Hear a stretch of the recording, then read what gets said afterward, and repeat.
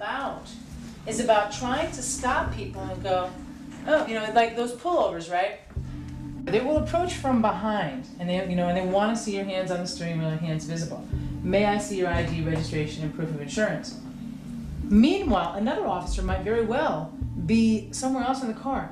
Anything that's visible in the car, any prohibited substances, open containers, something that looks like a roach or some kind of marijuana paraphernalia, all of that can become pretext to thoroughly search the car, the accessible areas of the car, and to, if they find stuff, ultimately to take possession of the car and to take you to jail. All right, what are you doing? Oh, we're the Copwatch. Okay, I need you to back up. Oh. I need you out of here. Back. We're just observing. We're not here to. We need you guys to observe. Okay, this guy, he's got his privacy. This guy is having a hard time, and he doesn't need you people poking your nose into it. Okay? Let me see you. Back up.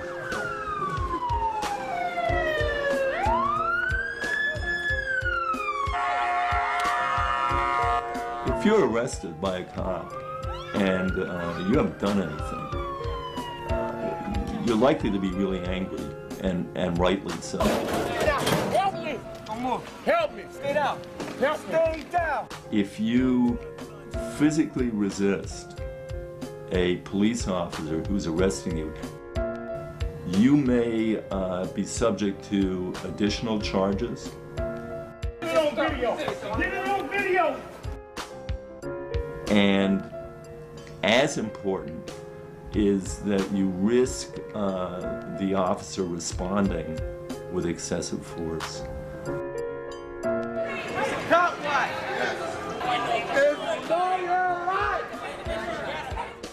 If you're a victim of police misconduct, there's a few things you should do right away. As soon as possible, write down a very detailed account of what happened with as much description as you can recall. Try to get the badge numbers, the names, and the actual physical descriptions of the officers involved.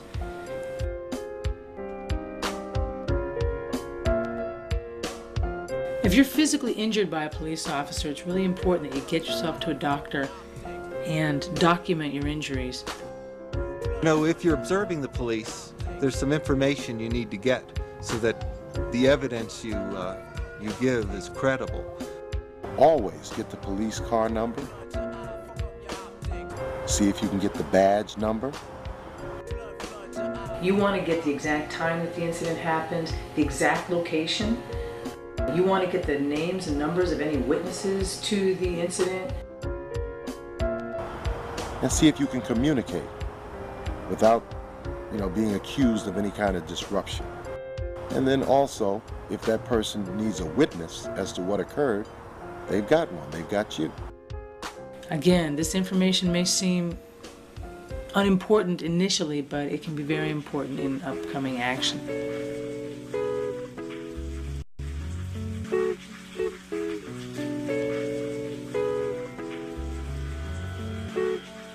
A lot of times, your mere presence at a scene can really go a long ways towards making the police feel like they are now being held accountable for the way that they're interacting with an individual.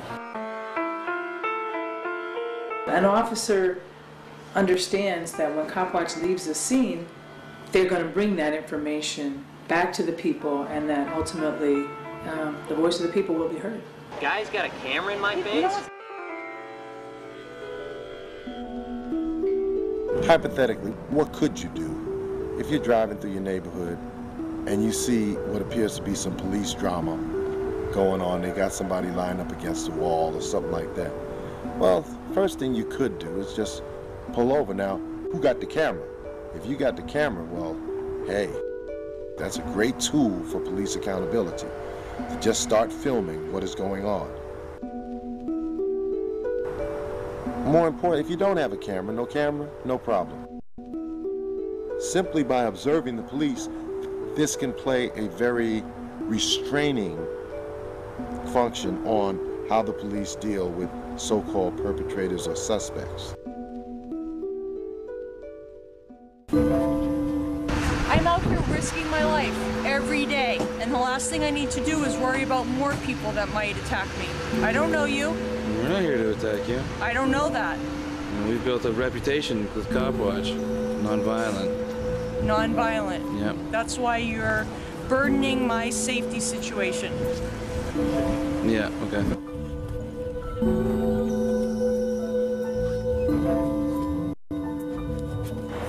It's important to realize that the cops are very paranoid.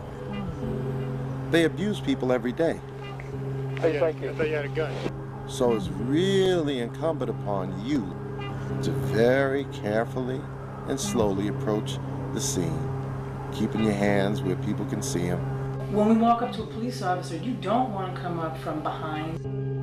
Our goal is to document what's happening. It is not to interfere with a police officer. It's not to escalate tensions. In fact, we try to de-escalate tensions. The partner, don't interfere with the investigation. I've explained that you need to stay out of the safety zone, which I'm trying to make right now. I have no problem with the videotaping. Relax, man. I'm explaining to you. I'm a Quaker. Young man, Relax. I'm explaining to you what I'm telling you to do. Relax. What I'm ordering you to do. Relax, man. It's okay. We are telling you when to relax, not you us, okay?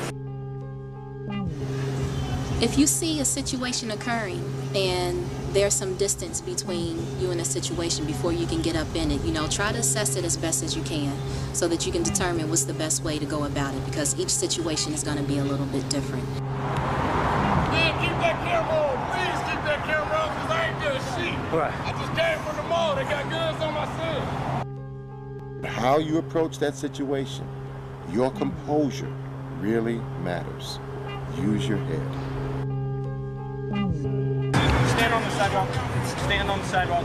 Stand on the sidewalk. Back up. Hey, back man. up. You back up. Back up now. Hey, you back up. Back up.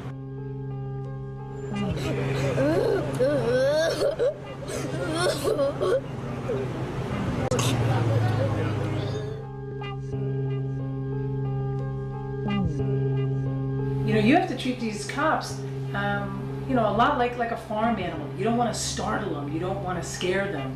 Understanding that they're feeling tense and scared. And so through keeping our voice calm, through using body language that is non-threatening, we attempt to communicate to the person and to the officer that we're not there to create conflict. Excuse me, you're in the middle of a police investigation. Go stand on the sidewalk. Go stand on the sidewalk. Are you a citizen? Yeah, I'm a citizen. Stay over here with everybody else. It is true, however, that we will advocate for people's rights, and we will assert our understanding of the law and of our civil liberties. Excuse me, officer. Okay, just wanted to check. Thank you. In a situation where we perceive that the police officer is violating that person's rights. Now, very often, you find yourself in a situation where you see an incident unfolding, and you walk over to observe, and the police tell you... Can you skip back? Very calmly say, "Officer, I have a right to observe. I am not in any way trying to hamper what you're doing." And take a step back and see if that calms them down a bit. It's okay. Okay, we'll take a step back. Thank you. That's all I'm asking. You can take all the pictures and all the video you want. I don't care. Just stay back. What's up? I'm on Copwatch, not with the police. Yeah, make sure you film all of this. Straight harassment. Now, sometimes when you show your determination to observe, well, they'll call for backup. Back it up. Too close. You are too close. Back up. You have to be conscious of the fact that these people, they know nothing of what's actually going on or what may have happened. And they're trained to pretty much just respond in a defensive manner and place themselves between you and the officer. What's really important here is that you don't get excited and give them a reason to believe that you've been a problem. Stay on the sidewalk. Stay on the sidewalk. If you come closer, you're going to jail, okay? Stay there. Be very careful with what you do. And inform those officers that you are only observing, that you have a right to observe. You're going to go to jail here in 1 minute. Okay, I'm crossing the street. Cross the street. Okay, I don't want to disturb you guys. I'm just here to observe.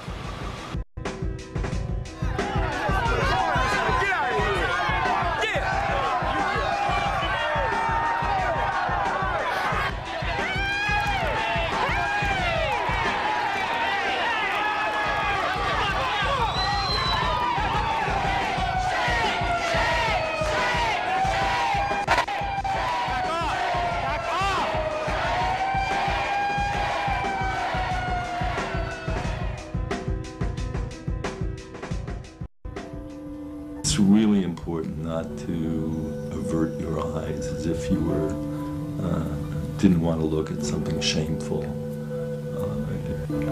It's really important to fix your gaze on what is happening, to remember, to see and to be seen by the person who, if you are not there, is alone, very often surrounded by hostile police. You got me? I got it. You got me? Yep.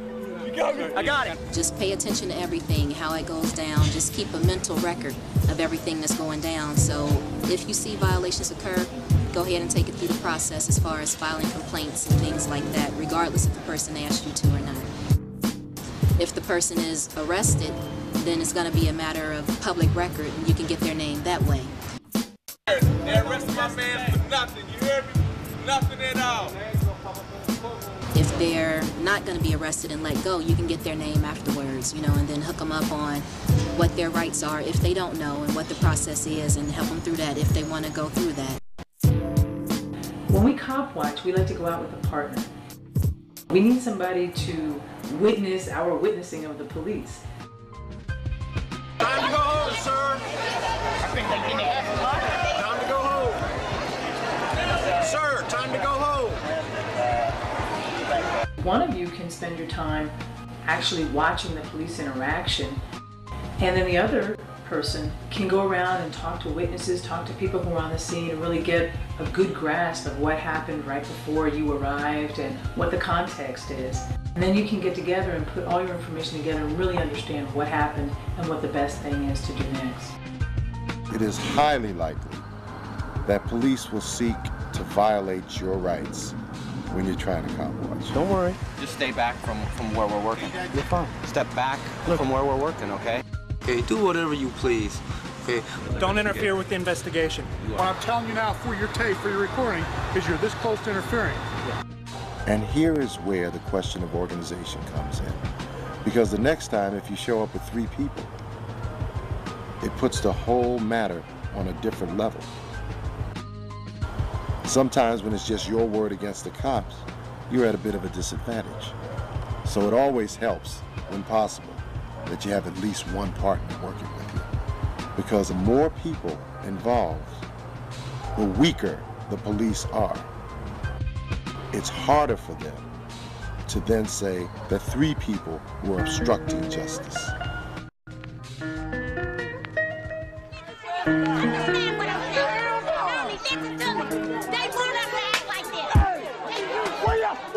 Where the sergeant at? Where the sergeant at? Where the street sergeant at? Where the street sergeant at? Where the street sergeant at? Fucking not here in front of a fucking police car. Bullshit, you're not sorry. What happened? You stood in the middle of our fucking assistance run. Do you understand that we had cops who need help down here? And you stand in the middle of our fucking way. I don't think you realize what you just did.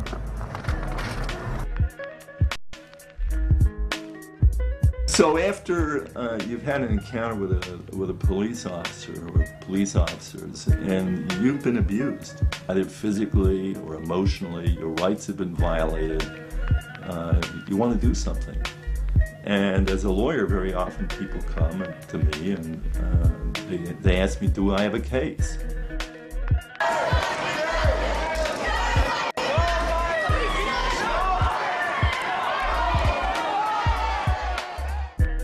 If in fact a police officer acts unlawfully and violates your rights and you're injured, you have a case.